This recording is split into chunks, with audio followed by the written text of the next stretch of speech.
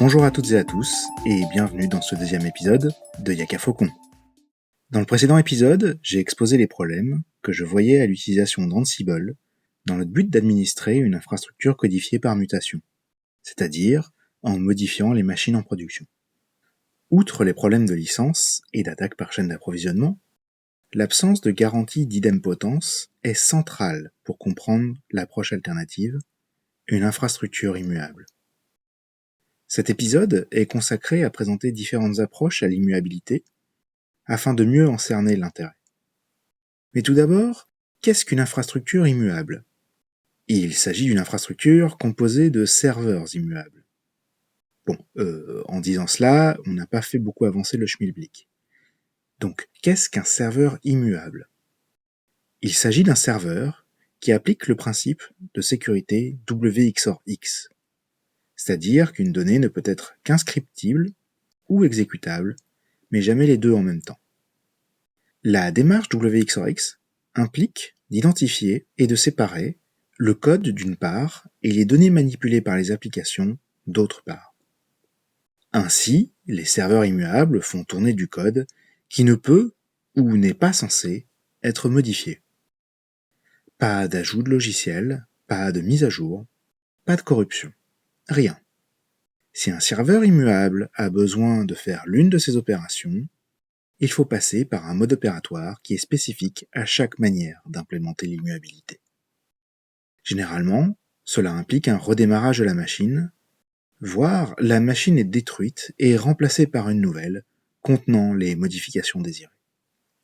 Ce mode opératoire peut vous sembler familier si vous travaillez régulièrement avec des conteneurs. Lorsqu'on veut modifier un conteneur, on fabrique une nouvelle image. Ensuite, on arrête le conteneur précédent et on démarre un nouveau conteneur faisant tourner la nouvelle image. Un serveur immuable peut donc ressembler, à certains égards, à des conteneurs, le noyau en plus. D'ailleurs, certaines approches à l'immuabilité sont précisément cela. Ce mode opératoire a déjà fait ses preuves avec les conteneurs, apportant une meilleure reproductibilité des déploiements, une meilleure auditabilité et facilitant les retours en arrière. Les serveurs immuables sont le pendant des conteneurs, mais à l'échelle du système d'exploitation complet. Mais voyons justement différentes approches à l'immuabilité afin de rendre les choses un peu plus concrètes et pragmatiques. L'immuabilité est devenue un terme à la mode, notamment grâce au Tao de HashiCorp, qui l'érige au rang de principe fondamental. De nombreuses entreprises ont donc franchi le pas vers des formes d'immuabilité. Certaines ont des garanties de sécurité ou de stabilité plus fortes que d'autres. L'approche immuable la plus faible est conventionnelle, c'est-à-dire qu'il n'existe aucun moyen technique pour forcer l'immuabilité. C'est une convention. Avec cette approche, nous ne sommes pas censés effectuer de modifications en se connectant au serveur, que ce soit manuellement ou avec des outils de configuration. À la place, nous concevons une nouvelle image système et installons la machine à partir de cette image. Néanmoins, rien ne nous empêche réellement de nous connecter à une machine et d'effectuer une modification. Cette modification serait éphémère et perdue la prochaine fois que la procédure conventionnelle de modification serait utilisée. Cette approche présente l'avantage d'être extrêmement simple à mettre en œuvre. Nul besoin d'adopter une distribution Linux atypique ou de nouveaux outils. Les images peuvent être créées à l'aide d'outils DevOps assez classiques, comme Packer ou MKOSI. Pour rappel, Packer vise à dériver une image système afin d'en former une nouvelle. MKOSI permet de créer des images de toutes pièces pour différentes distributions Linux. Nous reviendrons plus tard sur cet outil, puisqu'il est aussi utilisé pour les formes les plus fortes de l'immuabilité. Il est ainsi possible de créer une image très générique et d'y installer tous les outils, scripts et fichiers de configuration dont le serveur aura besoin. Le résultat forme alors notre Golden Image, c'est-à-dire l'image système prête à l'emploi et à laquelle il ne sera plus nécessaire de faire des modifications.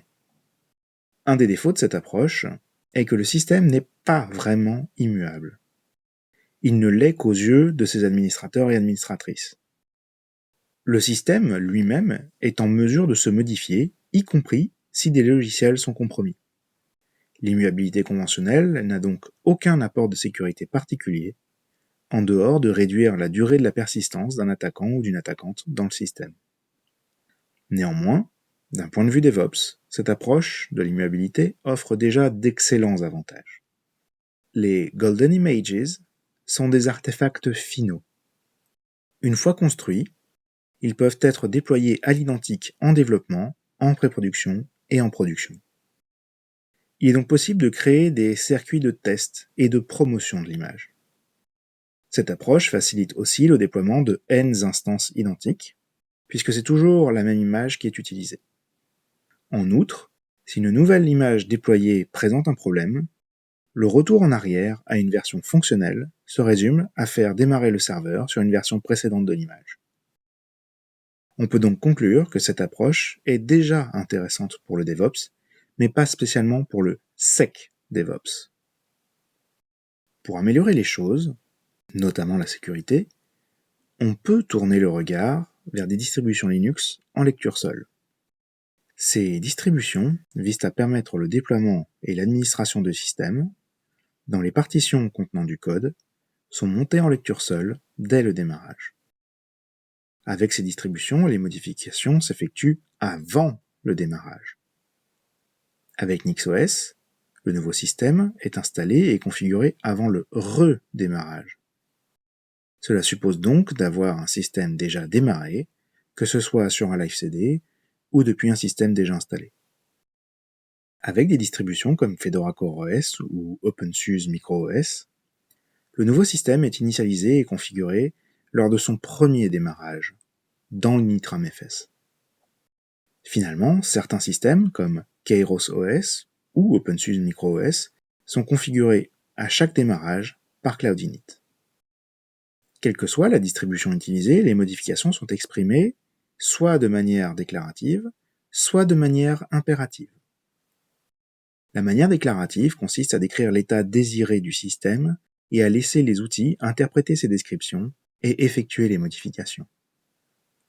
La manière impérative consiste à faire tourner des scripts arbitraires pour altérer le système. Un exemple de manière déclarative est l'outil Ignition. Ce dernier est intégré aux distributions Fedora CoreOS, OpenSUSE MicroOS et Flatcar.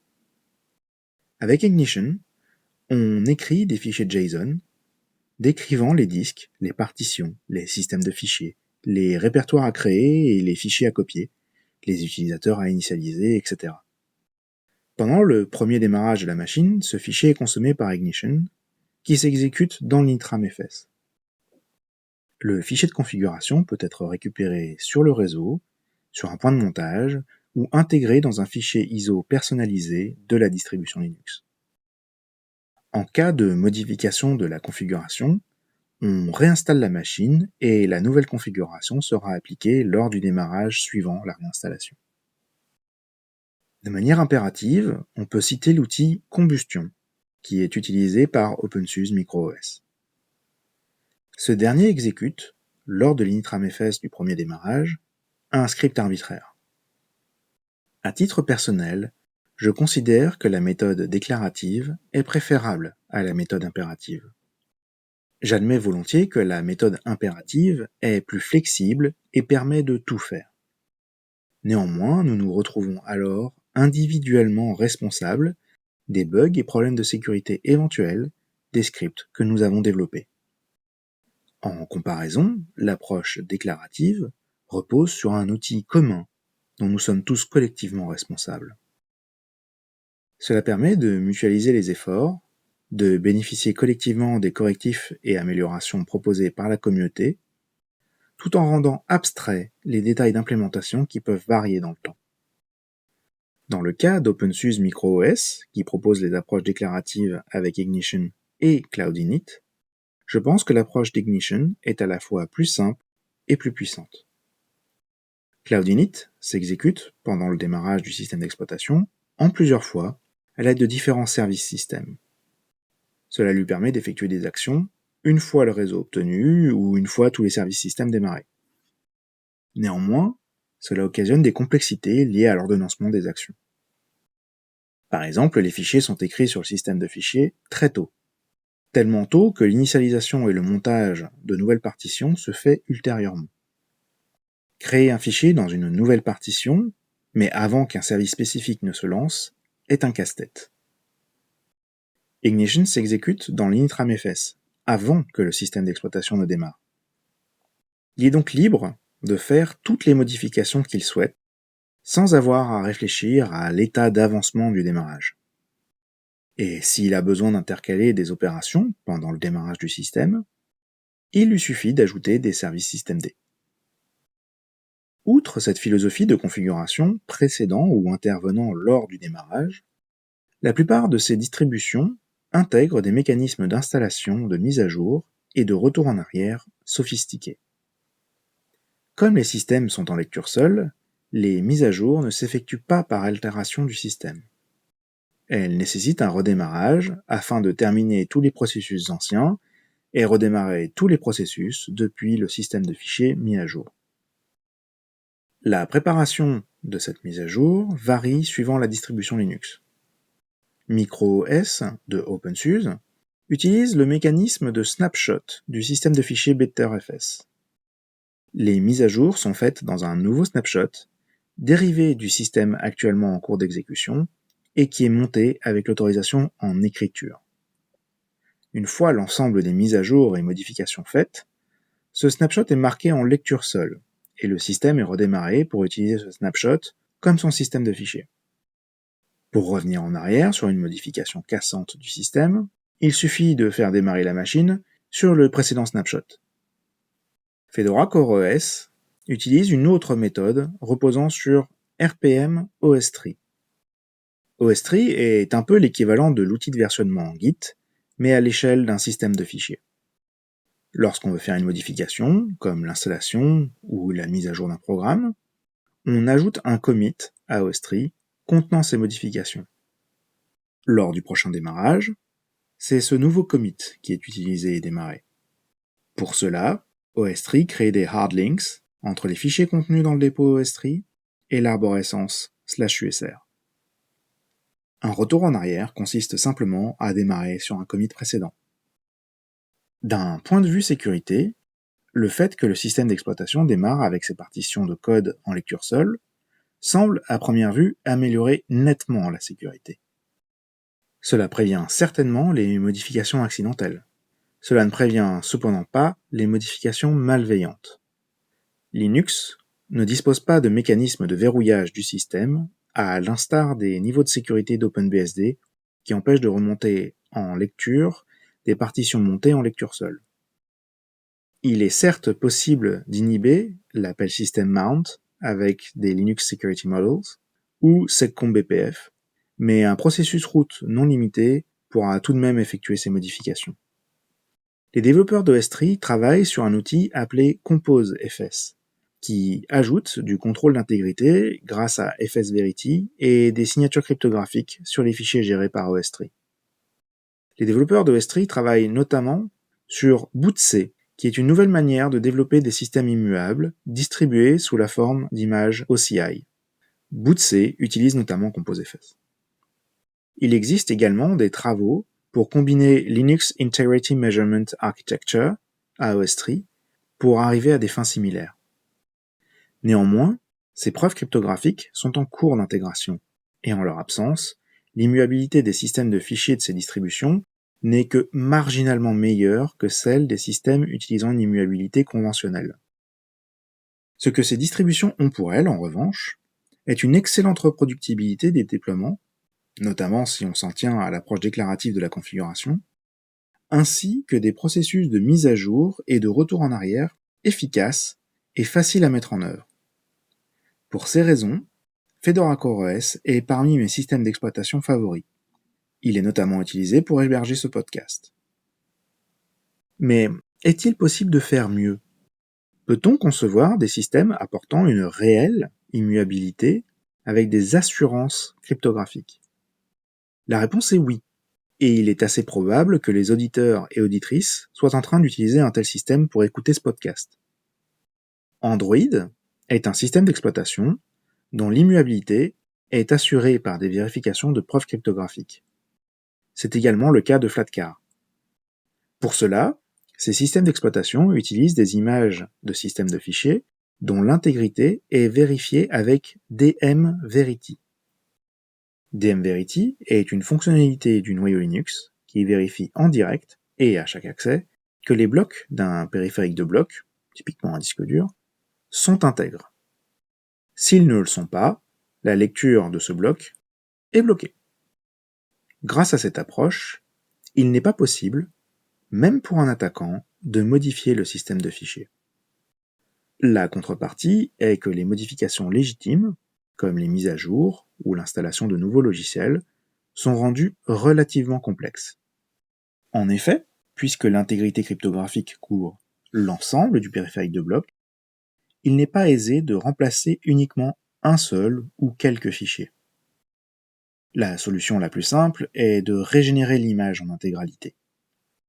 Il existe d'autres méthodes, comme des diffs binaires ou l'utilisation de couches, à l'instar de ce qui est fait avec OverlayFS pour les conteneurs. Systemd est très actif dans l'écosystème des images Linux et il propose de nombreux outils qui vont dans ce sens. Ainsi, Systemd utilise des options de la ligne de commande de démarrage du noyau pour spécifier les options nécessaires pour dmVerity. De même, Systemd gère des sysext ou System Extensions qui sont une implémentation de couches permettant de faire de l'ajout ou du remplacement de fichiers par superposition d'images. Il peut être notamment utilisé sur les consoles Steam Deck pour étendre le système quand l'installation d'applications de manière non privilégiée sous la forme de Flatpak ne suffisent pas. Les System Extensions peuvent être générés de plein de manières différentes, mais un outil lui aussi fourni par l'écosystème Systemd mérite d'être mentionné, MKOSI. Nous en avons déjà parlé il y a quelques minutes pour la conception d'images. MKOSI peut fabriquer autant des images système pour le système entier que des System Extensions. Il permet de faire des images reproductibles, sous certaines conditions, et gère nativement dmVerity et même les signatures pour Secure Boot. Il trouve donc sa place autant dans l'escarcelle de personnes voulant faire de l'immuabilité conventionnelle que dans celle de personnes souhaitant mettre en œuvre la forme d'immuabilité la plus forte. Voilà, je ne pense pas avoir fait le tour des systèmes immuables, tant s'en faut. Néanmoins, j'imagine que cet épisode pourra servir de première introduction. Pour les auditeurs et les auditrices souhaitant en savoir plus, je ne peux que recommander d'écouter les nombreuses conférences sur ce sujet.